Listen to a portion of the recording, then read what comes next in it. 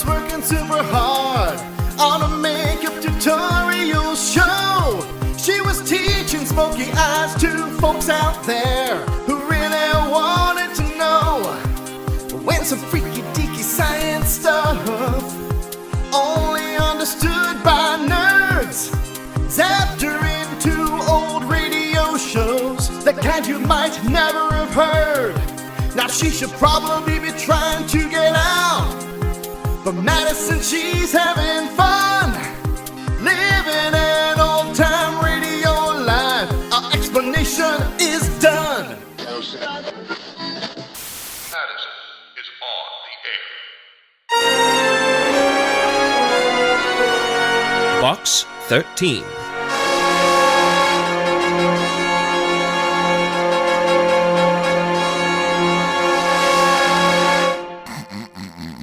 Susie, do you have any idea how this woman ended up asleep on my office sofa? She was probably tired. Thank you for that riveting insight. What I want to know, Mr. Holliday, is how she got in the office in the first place. Now that is a good question, Susie. She had a letter with her addressed to Box 13. Maybe she came here to personally deliver it. Susie, my ad in the Star-Times only says, wanted, adventure, will go anywhere, do anything, write Box 13, Star-Times. Sure, I know that, Mr. Holliday. That's how you get ideas for your novels and such.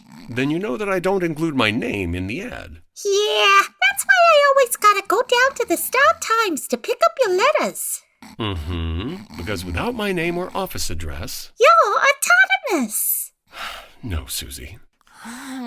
Look, Mr. Holliday, she's waking up. Oh, dude. Did I pass out in the lobby of the Marriott again? No. I promise I have a room. I must have lost my key card. I bet it's in the bar. No, wait. I gave it to the bartender. I think. Is he blonde? You are in Mr. Holliday's office. Oh, good.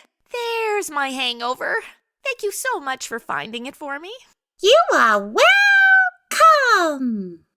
Susie, why don't you go file something, But there's nothing to file. You ain't had a letter for Box 13 in weeks, and you certainly ain't written nothing lately.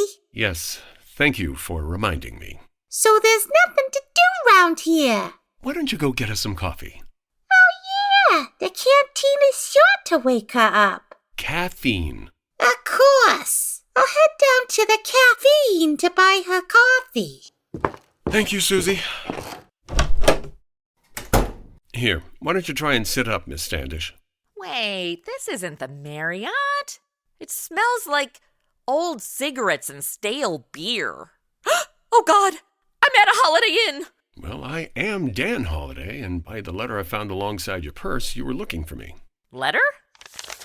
I'm in terrible trouble. Please come with me to room 718 of the Bradford Hotel. It's urgent. Signed, Madison Standish. Yeah. Oh, yeah. What kind of trouble? We, gotta go to my hotel. Okay, but I'd like to have an idea of what I'm walking into first. What time is it? Nearly 10. Then we better hurry. He's probably starting to turn. What? How long does it take for a body to start to go bad? Are we talking sausage link that fell under the stove or milk left out on a hot summer day? We should probably hurry. Oh, God. I hope he doesn't attract ants. Sorry you found me in your office this morning. When I saw this dude in my hotel room, I absolutely could not sleep here. Like after I walked in on my brother in the bathroom doing, I used the guest bath until he went to college. Yeah, you still haven't told me how you discovered my name and office address. Look in the closet. And what exactly am I expecting to find? You've had a gentleman caller. Dang it! I forgot my coat was still hanging in there. Now it's gonna have dead guy stink all over it. Can I assume this was the terrible trouble you mentioned in your letter? Oh, a corpse doesn't qualify as terrible trouble to you? Is your apartment over a slaughterhouse or something? No, I just meant... Because your coat does smell a little like boiled pig fat. I meant, is there anything else in addition to this dead man? Nope, just the one dead dude. So my follow-up question is, why did you come to me? Why didn't you go to the police? Okay, look. About a year ago, I woke up alongside a corpse and was arrested for his murder. I was totally set up, but the police didn't believe me, and George Valentine had to clear my name. Hey, you know, he has the same premise as you. Ad in the newspaper, people write him to do stuff for them. Oh, like every other idea hasn't already been done. True that. I don't think there's anything left on network TV but versions of Law and Order. Yes, well, back to the corpse. Okay, best I can tell, he's a white male, mid-40s, lives in Muncie, Indiana, and is named Michael O'Brien. How did you determine all that? Went through his wallet. Duh. Ah, but you forgot to include he was shot at close range. There are powder burns on his coat. I know. This is not my first murder. Thank you. Yeah, you mentioned that. You've never seen this man before? Dude, he's middle-aged and from Indiana. What's the appeal? I still think we should call the police. You could go to jail just for hiding the body.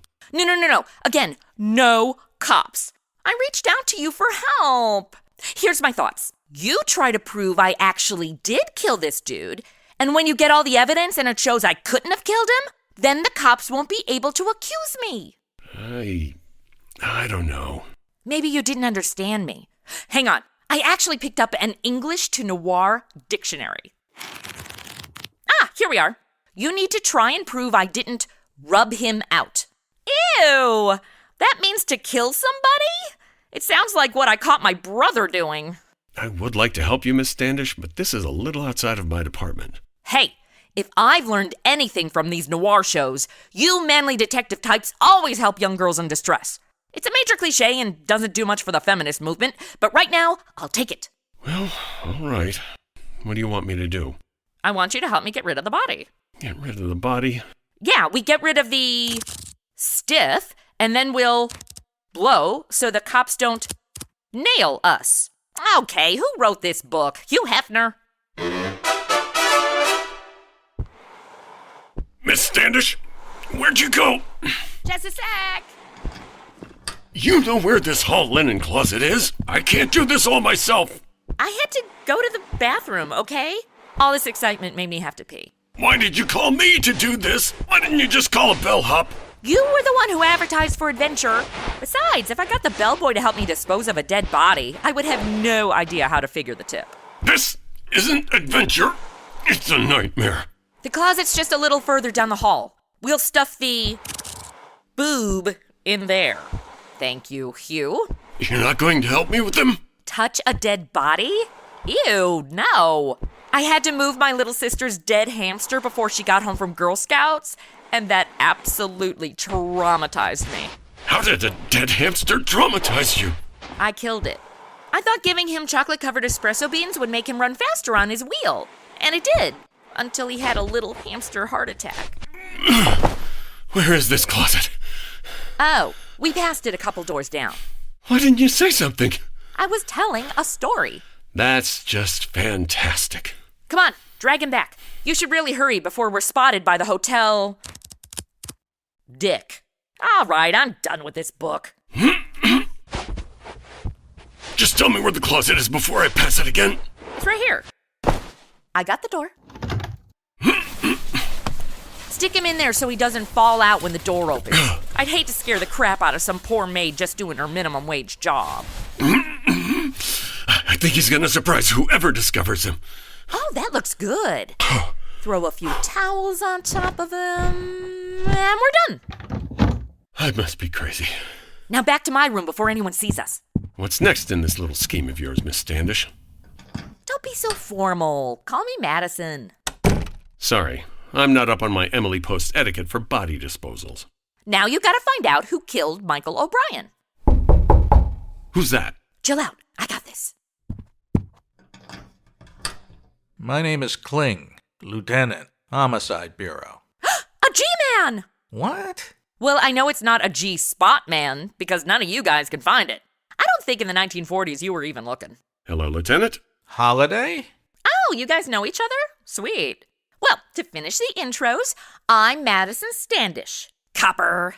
Never mind the social chatter. I thought this was some kind of a gag. Now I'm sure of it. Holiday, just what are you trying to dream up? If I told you, Kling, you would never believe me. So, Flatfoot, what can I do for you? Holiday, what's with this broad? Broad. Oh, that's a good one.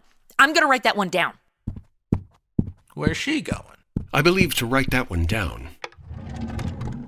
Aha! Oh, I love that old-timey hotel rooms come with free stationery, instead of modern hotel rooms that come with sheets covered in a decade's worth of sweat and semen.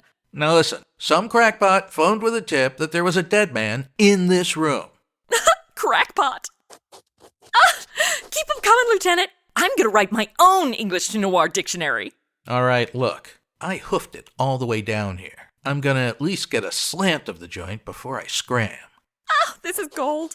Now, Lieutenant, listen. I don't need to hear nothing more coming out of your puss. Puss? That one's a little borderline. Look around to your heart's content, Lieutenant. Thanks for your permission. That's the closet. If it smells in there, it's because Dan lives over a slaughterhouse. Oh, move to a better neighborhood, Holiday. Ha ha. All right. It's clearly just as I suspected. I figured that call was the work of some would-be comic, but I had to investigate it just the same. Sure thing, gumshoe. Love the company you keep, Holiday. But Kling, listen. Goodbye, Miss Standish. So long, Holiday. Kling, wait. I want to go with you. Don't you got stories to write? Well, that was fun. Now let's solve this case. I wonder how Kling found out about your surprise visitor. Okay, you got me. I called him when you were out in the hall.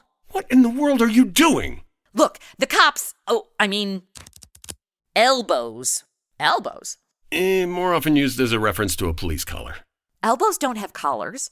You called the police and reported the dead body in your own hotel room? Yeah, I wanted to throw the lieutenant off the trail. Smart, right? Excuse me a sec. If smart means the complete opposite in your dictionary. Hello. Oh, you serious? Okay, that totes makes sense now. Nah, I'm good here. Thanks. I knew it. What did you know? That was the front desk. I was supposed to get room 817, but I got 718 instead. Reminds me of the time I was working as a temp receptionist. It wasn't until lunch that I realized I was 2 floors down from the office I was assigned to. But by then, Jenny and Kristen had bought me a welcome cake, and we were all going out to do karaoke after work, so I just stayed. I had that job 18 months. Let's backtrack to the hotel room mix-up. Are you saying the person who killed Michael O'Brien meant to return here to remove the body? Nah, it doesn't sound reasonable. Maybe not, but guess who was supposed to have this room? Never mind. We're going to police headquarters. I said guess. I wish Susie would have returned with that coffee before I got suckered into this headache. Give up? It was Tony Bascari. Tony Bascari? He's the biggest racketeer in town. He's dynamite. Dynamite? Nah, that won't work. J.J. Walker ruined that one. Here, let me give you one. He's a bad mother. It's good, right? Because your brain naturally fills in the obvious last word. Come on, you all just did it. You are listening to Box 13.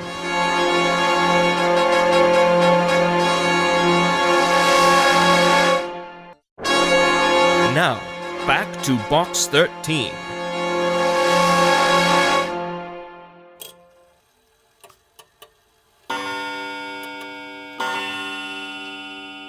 Two o'clock in the morning and I can't go to sleep. Oh, that Betty Blonde has me worried to death. She wouldn't go to police headquarters, and when I went down and talked to Kling, he acted as though it was all a big joke and sent me on my way. Hello? It's Madison. I just went up to see Tony Bascari. You what? Madison, don't you know that's the worst thing you could have done? No, the worst thing I could have done was to break into Ryan Reynolds' hotel room when he wasn't there to try and steal his boxer briefs. Blake Lively is an absolute delight, by the way. We still exchange Christmas cards. What about Tony? Oh, I put the heat on him. Or at least I tried. But my curling iron had cooled down by the time I made it up to his room. Madison, how are you even still alive? I accused him of killing that O'Brien dude. But of course he's all, no I didn't. So I'm like, yes you did. And he's like, no I didn't. And I'm all, yes you did. Madison! So now I'm a tiny bit worried. Well, if I had just confronted Tony Bascari, I'd be a tiny bit worried too. No, not because of that. Because when I got back, I realized someone had searched my room. Thankfully, they didn't find my stash. You should call the police. I don't want them mustache either. I liked it better when I was spending my days in front of a typewriter suffering from writer's block. I need you. Come on, pin your diapers on and get over here. Pin my Madison, it's 2 a.m. Can you give me and the Noir Talk a break? Somebody's trying to get in my room. Hang up. Quick, call the room clerk. Hurry! Oh God, now I know how Blake Lively must have felt.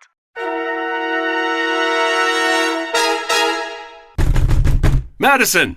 Madison, it's Dan Holliday! The clerk said she hadn't called the desk. I wonder... No, she would have screamed. Someone would have heard her. Heck, even when Madison is at a low whisper, she could be heard over a jet engine. It's open.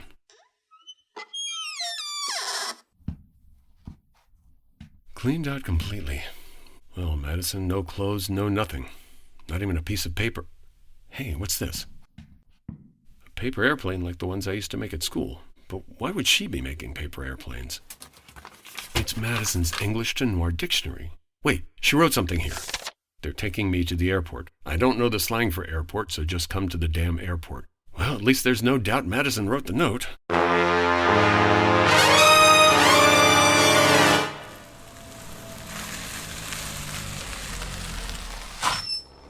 Keep the motor running. I'll be right back. Not many people around this hour of the night. There she is. And the man with her has his hand in his pocket. I don't think it's there because it's cold outside. What I need now is a little fast talk and a little faster action. Hood, Mug, Goon, Gunsel, Bruno. Bruno? Yeah, Bruno. It means a tough guy, an enforcer. Okay, I'll take over from here. Who are you, and what are you talking about? The doll. Mascari wants her back. Oh, yeah, doll. Like guys and dolls. There's also Dame. Biscari told me to put the skirt on a plane, and I'm doing it. Skirt. That's a good one. I mean, it doesn't apply because I'm wearing jeans, but good for my dictionary. Yeah, well, Biscari changed his mind. He wants her back. Then why didn't he call me? It just happened half an hour ago. Half an hour ago, I was still at the hotel. He's right. He only started kidnapping me like, I don't know, 20 minutes ago? But then you had to use a can. Right. So maybe more like 15. Regardless, I'm taking the babe back with me. Wait a minute. I'm gonna call Tony first. You'll get him on the horn? Yeah, now you're getting it. Go ahead, call him, stupid. Get your ears burned off. Hey, who you calling stupid? This ain't no lollipop I got in my pocket. Gun, rod, heat, bean shooter. Nuts to this. Oh. Dude, you punched him. You really knocked his lights out. Come on, let's get out of here before I regret rescuing you. This is getting pretty exciting, huh? I bet it'll give you a lot to write about. Yeah, we'll see. With your getting mixed up with a hard-nosed gangster, it might be difficult for me to come up with a happy ending. Get in. At least now you got the goods on Tony. Driver, get out of here, fast. What goods?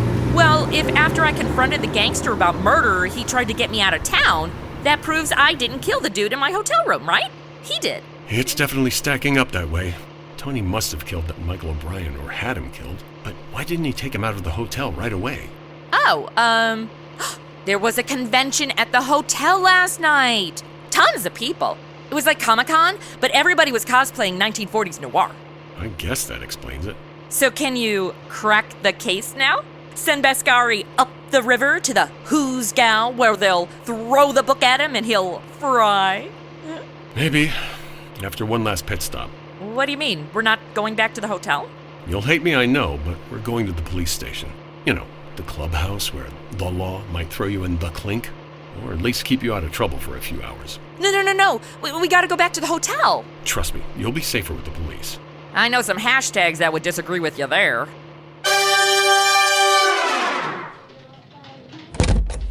Holiday, get over here. So, Lieutenant, did Madison fill you in on Tony Biscari? She filled me in all right. I spilled the tea, as they say in my century. And she's preferring charges. Good, I think... Against you. Against me? You took me to the police station against my will. That's kidnapping. Unless you're my father trying to pull one of those scared straight lessons on me. which he regretted when all I got out of it were phone numbers for some hot convicts.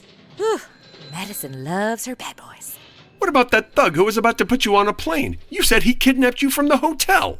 No, the way Miss Standish tells it, Holiday, he was just a driver from her car service escorting her to the airport. Now, wait just a minute, Kling. But now I've decided to stay on a few extra days. Lieutenant, can one of your officers drive me back to my hotel? I don't think I could ride in a cab again after what he did. Of course, Miss Standish. What about Tony Biscari? Kling, listen to me. There really was a dead man in her hotel room. All right, Holiday. I'll bite one last time. If there was a body, then where is it? In a linen closet down the hall. I put it there. Oh? You put it there? Yeah, I put it there. Holiday, you got bats in your belfry. My men searched all the closets on Miss Standish's floor. Now get out of here before I arrest you for annoying a police officer. He's not joking. I have been arrested for that. Hey, Johnson, come here. Yeah, Lieutenant? Take Miss Standish back to her hotel, would you? Those are my bags over there. And remember, you have no grounds to search them. Kling, what about Tony Biscari? Don't worry about it, Holiday. Madison will have Johnson with her to protect her. Yeah, but what about me?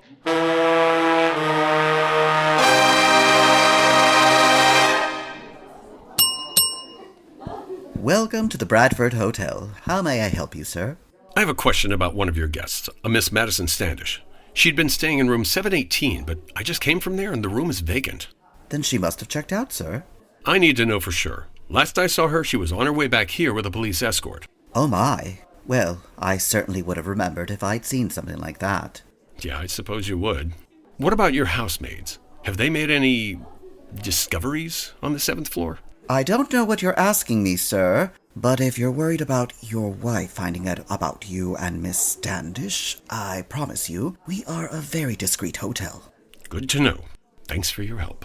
Of course, sir. Have a pleasant day. What are you worrying about, Holiday? You couldn't wait to get rid of her. Now you can't wait to get her back. Well, your only real course of action is to see if the maids have had a chance to restock the towels on 7. All right, buddy. Let's see if you're still sleeping soundly with the sheets.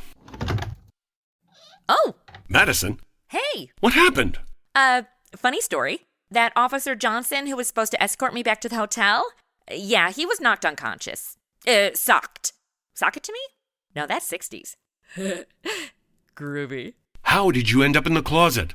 Oh, that hood who took me to the airport hit the copper and then stuffed me in here. Glad you showed up, though. Let's go back to my room. I was up here a few minutes ago. Your room was vacant. 'Cause I was in the closet. Duh. Well, what are you two playing at now? Kling, what are you doing here? I thought you told me there was a body in this linen closet. Yeah, but you didn't believe me. Let me take a look.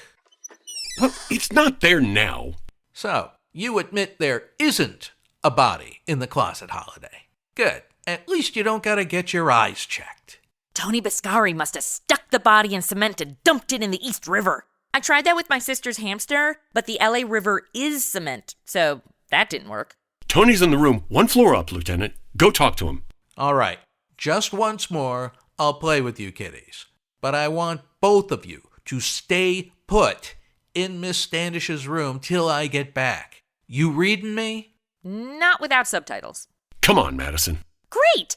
You can help me on the next chapter of my English to Noir dictionary. Give me all the words you've got for MILF. Kling's been gone 15 minutes. I wonder what's happening up there. Can't be too exciting. We haven't heard any shooting. Haven't heard any. Right. Haven't heard any gunshots. In that case, how can a man be shot in this room and that shot not be heard? Oh, that's easy. The killer would have used this. Madison, where did you get that gun? Rod. I like that better. It's dirty. Well, put it down until Kling returns. But I was going to show you why the shot wouldn't be heard. Seriously, you should already know this. What do you mean? Hang on. Hotel rooms are notorious for thin walls. Certainly another guest or a maid. Well, by the evidence of that linen closet, I'm not sure any maids are even working on this floor. Okay, so I got this towel, right? Yeah, what about it? I can't believe I have to explain this to you. It's like when I had to teach that jock in home ec how to boil water. No, wait, that was chemistry, and I was teaching him the rainbow flame experiment they did in Breaking Bad. It went bad. So, the towel? Oh, right. You see, you take the gun like this and wrap the towel around it like this. You're making a silencer. Yeah, now you got it. All right, you've made your point. You can put the gun down now. Don't you want to hear how quiet it is when I shoot it with the towel? No, I'm serious, Madison. Put the gun down. Maybe I want to kill you too, Mr. Holliday. 2? You killed Michael O'Brien? And you're next. You can't be serious. Oh, I am serious. As serious as a myocardial infarction. What? But why? So you'd have something to write about, Mr. Holliday? What? We got you, Holiday. Surprise! What is going on? Oh, Mr. Holliday, I was feeling so sorry for you having that writer's clock. Block, Susie. It's writer's block. Yeah, that. So I got Lieutenant Kling to help me set up an adventure for you. So that's how Madison knew my name and where to find my office. Yep, I let her in to sleep on the sofa. Wasn't she so good? Aw, thank you. I never thought I'd be able to use what I learned in that Improv 101 class from UCB, but I did everything the exact opposite of what they taught me, and it really worked. But what about the dead body, Michael O'Brien? Oh, yeah.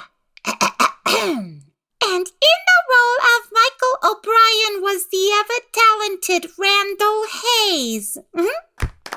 Thank you so much for this honor. I especially want to thank my manager, my director, and my parents for always believing in me. So, can I presume Tony Boscari was never upstairs in the room above us? Totes fiction. Although, has anyone checked on Larry? Larry? The hood at the airport. He was supposed to scare you off. That was actually a lollipop in his pocket.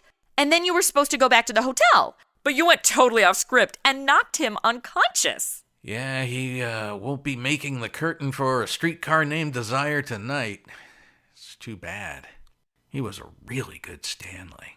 Susie, may I have a word with you? Sure thing, Mr. Holliday.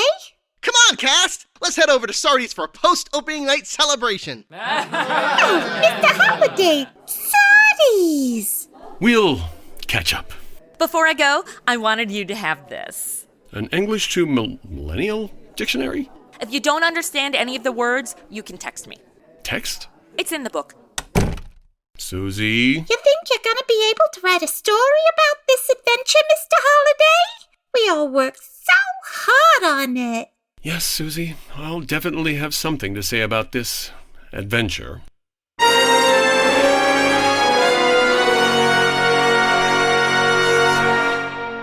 Box 13 first aired in October of 1947, starring Alan Ladd, and was created by Ladd's company, Mayfair Productions. The show ran for 2 years and made 52 episodes. It is true, the show Let George Do It, which starred Bob Bailey, had a very similar premise and actually had premiered 1 year earlier.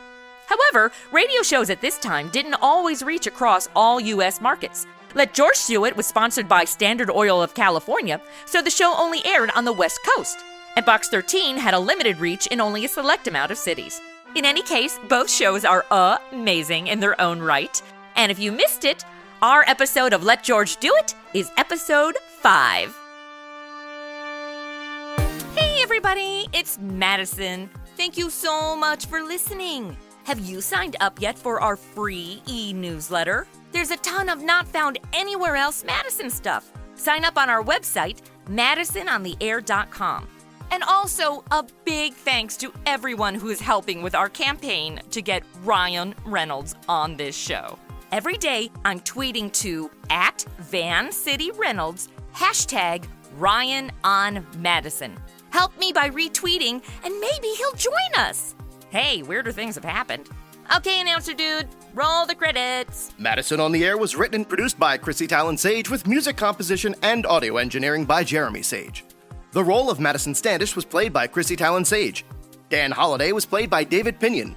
Other actors in the cast were Tom O'Connor as Lieutenant Kling, Laura Christine Elliott as Susie, Scott Barry as the Hood, Albert Garnica as the hotel clerk, Jonathan Winstead as the announcer and Officer Johnson, and Jeremy Sage as Randall.